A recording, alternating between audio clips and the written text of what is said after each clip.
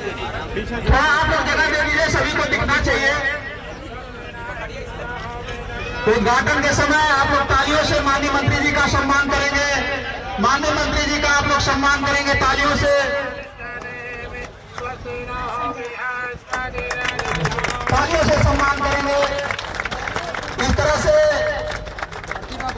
इस सेवठा ग्राम में माननीय मंत्री जी ने इस पेट्रोल पंप का उद्घाटन किया और इस क्षेत्र की जनता के लिए बहुत ही सुलभ के साथियों मैं आपसे फिर कहना चाहता हूं कि ये नोट का देना साथी ओम प्रकाश राजभर की मंशा मंत्री विधायक बनकर के रुपया कमाना नहीं है। रुपया कमाना होता तो बगल की विधानसभाओं में झांक के देख लो, 50 से 60% फंड लोग विभिन्न संस्थाओं को देकर के 40 से 45% कमीशन लेते हैं। ओम प्रकाश राजभर चुनौती देता है इन जहुराबाद की धरती पर एक भी संस्था को नहीं दिया, एक भी पैसा किसी संस्था को नहीं दिया हो।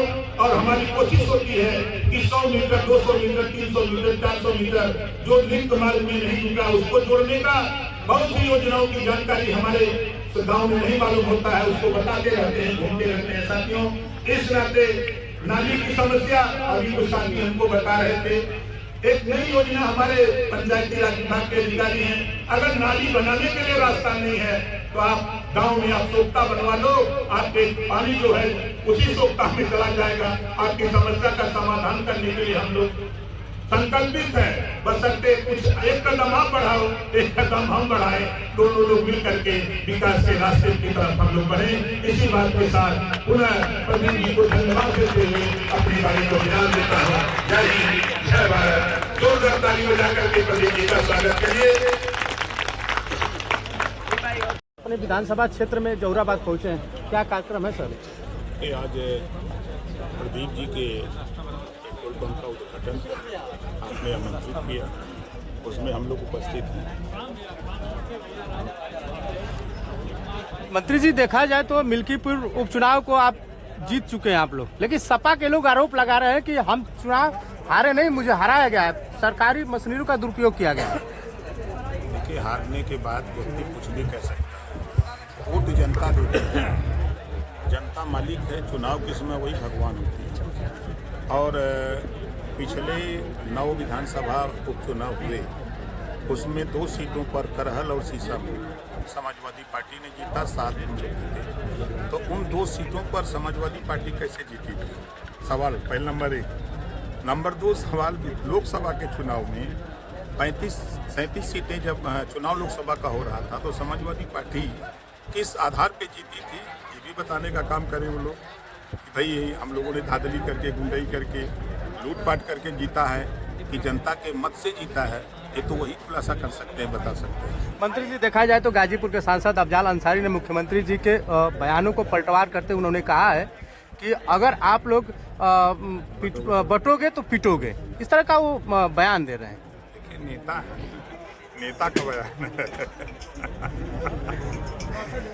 दिल्ली विधानसभा चुनाव को लेकर क्या कुछ कहेंगे सर? देखिए, देश में मोदी जी की जो विकास की योजनाएं हैं, उन योजनाओं से देश की जनता पर भरोसा और विश्वास करती है मोदी जी पर।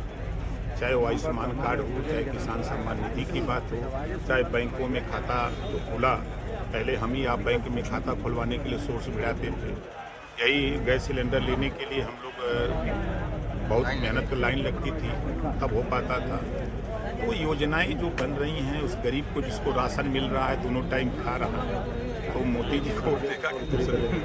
अच्छा, देखा जाए तो कुंभ को लेकर सपा मुखिया अखिलेश यादव ने जो श्रद्धालु जा रहे हैं उनको जो टोल टैक्स लगता है उसको फ्री करने के लिए कह रहे हैं। कहाँ टैक्स लग रहा है? आप गाड़ी चलाएंगे सड़क पर, आप पहले देखिए, पहले जो दूरी 6 घंटे में तय होती थी, ऐसे हम गाजीपुर से अगर हम बलिया लखनऊ जाते थे तो हम लोगों को दूरी 5 घंटे 6 घंटे लगते थे। आज हम 3 घंटे में लखनऊ जा रहे हैं। 3 घंटे का समय आपका बच रहा है, 3 घंटे में आमदनी करेंगे तो टोल टैक्स देने में क्या दिक्कत है? मंत्री जी, आप घरौनी का बात किए हैं और घरौनी की स्थिति यह है कि इनका छप्पर उनके जमीन में और उनकी जमीन उनके खाते में हो गई, इसके लिए क्या समाधान है? उसमें भी आप कंप्लेंट करिए, उसका सुधार भी करने की व्यवस्था उसमें। धन्यवाद।